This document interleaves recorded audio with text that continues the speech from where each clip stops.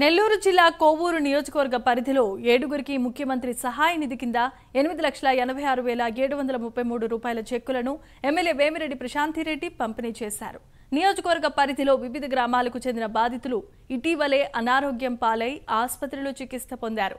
వారి వైద్య ఖర్చుల నిమిత్తం సీఎంఆర్ఎఫ్ చెక్కులను ఎమ్మెల్యే ప్రశాంతిరెడ్డి అందజేశారు. సీఎం చంద్రబాబు మానవతా విలువలు ఉన్న వ్యక్తి అని ఎమ్మెల్యే కొనియాడారు. పేద మధ్యతరగతి కుటుంబాలకు కూటమి ప్రభుత్వం ఎల్లవేళలా అండగా ఉంటుందని హామీ ఇచ్చారు. ఈరోజు కోవూరు నియోజకవర్గంలోని వివిధ మండలాల్లో నాయకులు సీఎం రిలీఫ్ ఫండ్ కోసం అప్లై చేయడం జరిగింది.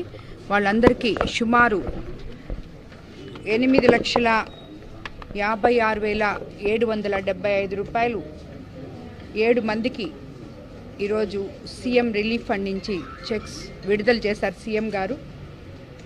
ఈ విధంగా ఇది మేము ఇప్పుడు ఆల్మోస్ట్